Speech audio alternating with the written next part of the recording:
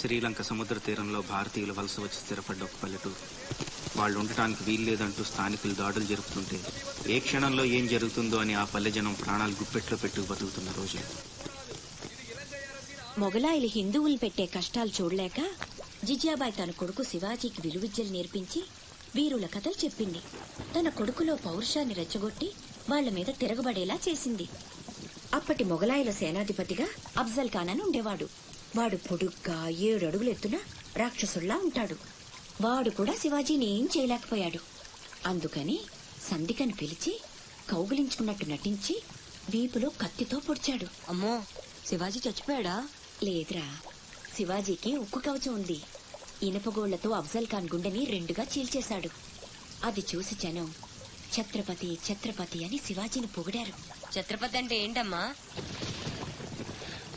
తన కోసం తను బతికేవాడు మనిషి, నలుగురు కోసం బతికేవాడు ఛత్రపతి.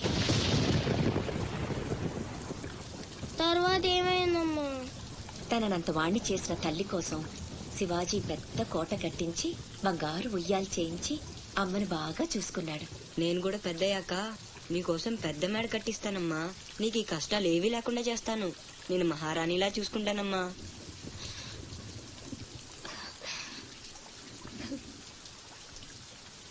నువ్వు చాలా గొప్పవాడు అవుతావు నాన్న.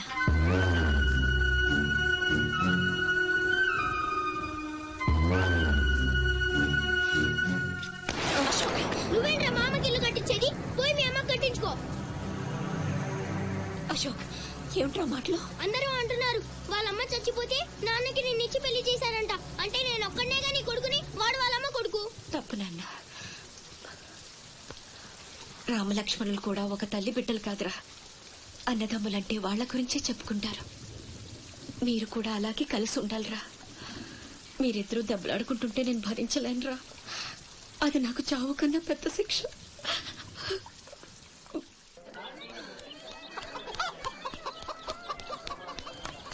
అమ్మా, అమ్మా, ఈరోజు నీ పుట్టినరోజు కదమ్మా. నీకు ఇష్టమని జంట మామిడి పళ్ళు తెచ్చాను.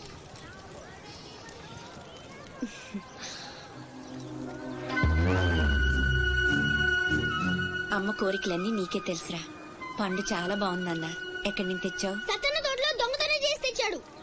ఏరా, దొంగతనం చేసావా? లేదమ్మా. అబద్ధం చెప్తున్నాడమ్మా.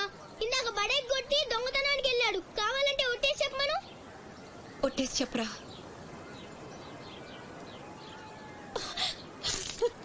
దొంగతనం చేస్తావురా? నువ్వెంతో గొప్పడు అవుతావని ఊహించుకున్నాను. ఇదా నువ్వు చేసిన పని ఇంకెప్పుడైనా చేస్తావా? చెప్పు. పోరా, నీ మొహం చూడాలంటే అసహ్యంగా ఉంది. ఇంకెప్పుడు నాకు కనిపించకపో.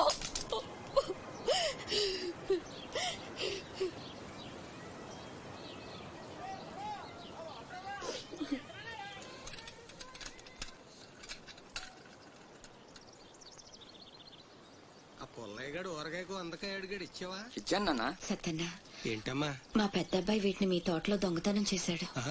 క్షమించన్నా. బలేదానివమ్మా. ఇది నీకు ఇష్టం అని అడిగాడు. దానిదే ఉంది, తీసుకెళ్ళరా అంటే నాకు ఒట్టినే వద్దు అని తోటలో సందటాల దాకా పనిచేసి మరీ తీసుకొచ్చాడమ్మా.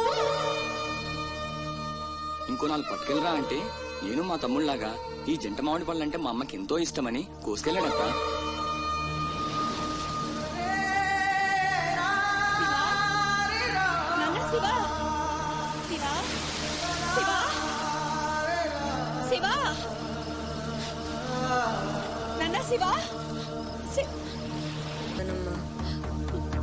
కట్టుబట్టలతో దేశం వదిలిపోమంటూ స్థానికులు దౌర్జన్యానికి పాల్పడ్డారు.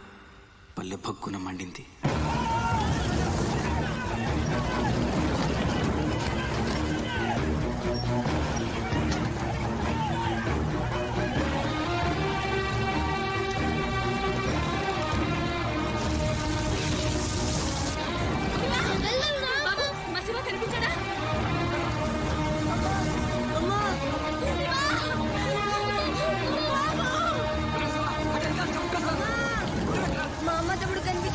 మీ అమ్మ తమ్ముడు ఏదో పడవ ఎక్కే ఉంటారా, నువ్వు ఎక్కరా?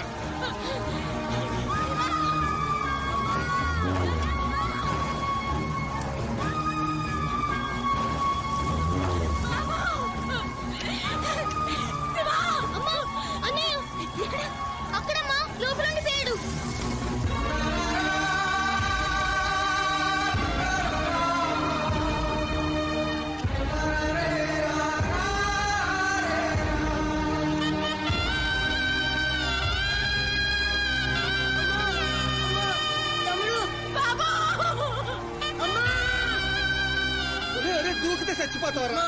తీసుకెళ్ళి ఏదో పడవలో వస్తారా?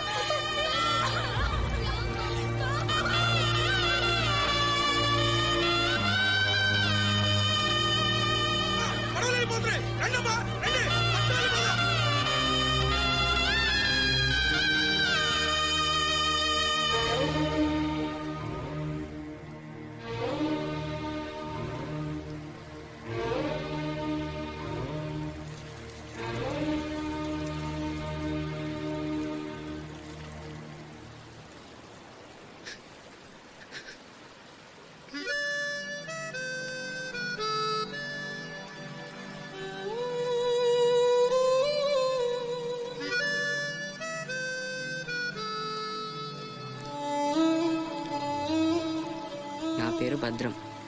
శివాజీ.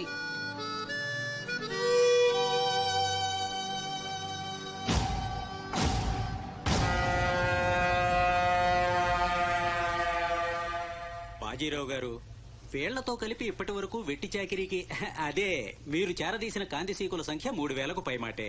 మరి మాకు కూడా థ్యాంక్ యూ సార్. వాళ్ళకి పొజిషన్ ఏంటో ఓసారి చెప్పు. అలాగే సార్. చూడండి, మీరంతా ఈ దేశంలోకి దౌర్జన్యంగా ప్రవేశించారు. న్యాయంగా అయితే మిమ్మల్ని వెనక్కి తరిమెయ్యాలి. కానీ అన్న బాజీరావు గారు మీ మీద జాలి పడుతున్నారు. కాబట్టి మేము చూసి చూడనట్టుంటాం. గుట్టుగా కాగితాల మీద సంతకాలు చేసి ఆయన పెట్టింది తిని బతకండి.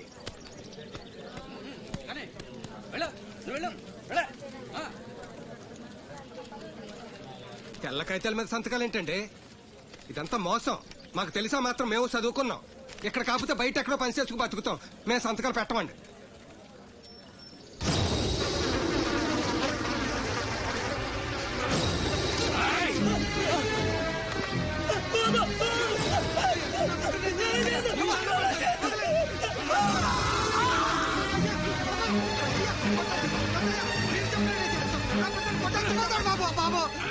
నా బిడ్డ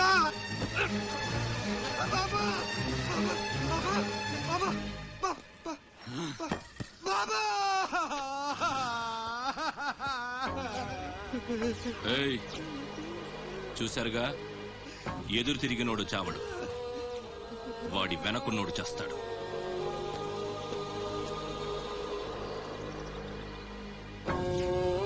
ఈ షిప్పులకి సరుకెత్తడం దించడం నా లీగల్ వ్యాపారం. దాని వెనక జరిగే చీకటి వ్యాపారం వేరే ఉంది.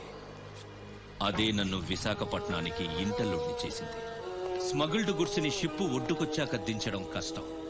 అడ్డమైన గాడిదలందర్నీ వేపాలి. అందుకని షిప్పు సముద్రంలో ఉండగానే ఆ సరుకుని ఒడ్డుకు చేర్చాలి. అది మీరు చెయ్యాల్సిన పని. ఇల్లీగల్ వ్యాపారం కాబట్టి వేరే గ్రూపులు ఉంటాయి. సరుకు కోసం దాడులు జరుగుతాయి. అవతల వాళ్ళకి భయపడు, పోలీసులకి జడిసో సరుకక్కడ వదిలి రావద్దు.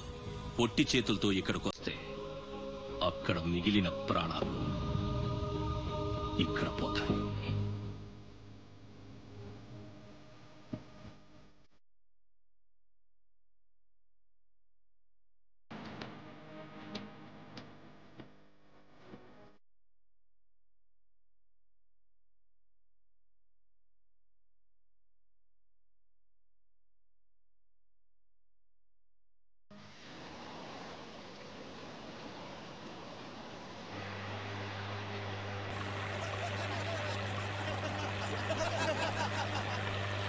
ఇంతకీ ఆడు చచ్చుంటాడా బతికుంటాడా? వాడు చచ్చే ఉంటాడన్నా.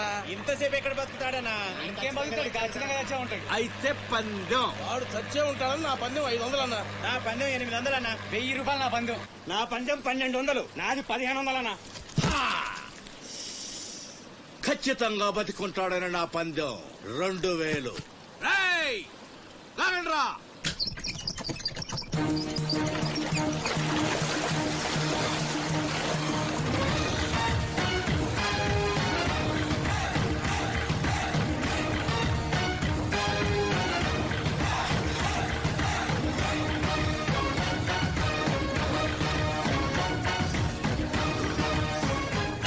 తెలుసురా ఆడు చావడని. ఆడి బాడీ బాక్స్ ఆఫీస్.